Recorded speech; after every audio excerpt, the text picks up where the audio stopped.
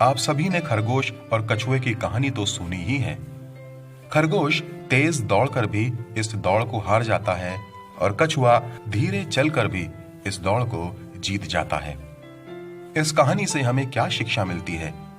यही कि अत्यावश्यक आत्मविश्वास भी नहीं होना चाहिए, लेकिन आत्म संयम भी जरूरी है। यहीं पर यह कहानी समाप्त नहीं होती, लेकिन यहीं से यह कहानी आरंभ होती है। अपनी हार से उदास होकर खरगोश ये समझ जाता है कि अति आत्मविश्वास के कारण ही वह हार गया।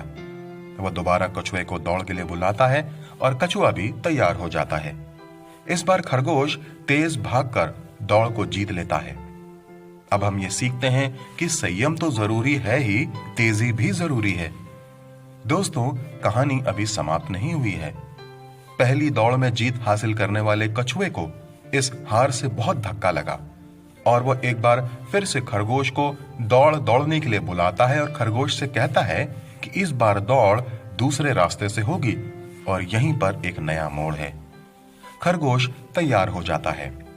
1, 2, 3 बोलते ही खरगोश तेजी से भागता है और कहीं पर भी ना रुकने का फैसला करता है और कछुआ अपनी धीमी चाल से चलता रहता है। खरगोश दौड़ते दौड़ते रुक जाता है। क्यों? क्योंकि सामने एक नदी है और उस नदी को पार करने पर ही वह विजयी होगा। कछुआ धीरे धीरे चलते हुए नदी के पास पहुंचता है और नदी को पार करके प्रतियोगिता को जीत जाता है।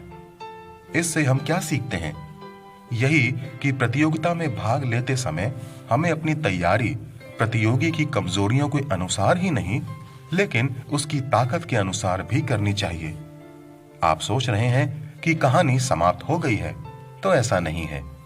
अब खरगोश और कछुए में दोस्ती हो गई है और वे इस बार फिर से इस प्रतियोगिता में उसी रास्ते पर दौड़ने का निर्णय करते हैं। इस बार कछुआ खरगोश की पीठ पर बैठ जाता है और दोनों नदी के पास आ जाते हैं। अब कछुआ खरगोश को अपनी पीठ पर बैठाता है तो दोनों साथ साथ नदी पार कर लेते हैं और दोनों एक साथ एक समय पर पहुंचकर प्रतियोगिता को जीत जाते हैं। इससे हमें यही शिक्षा मिलती है कि एकजुट होकर कार्य करने से अवश्य सफलता मिलती है। दोस्तों, विषय चाहे व्यक्तिगत, पारिवारिक या सामाजिक हो, कोई सिद्ध या परिपूर्ण नहीं है। कोई कहीं पर बलवंत है तो कोई कहीं पर निर्बल है। इसलिए साथ साथ चलें, सफलता प्राप्त करें और आनंद और संतुष्टि को भी प्राप्त करें।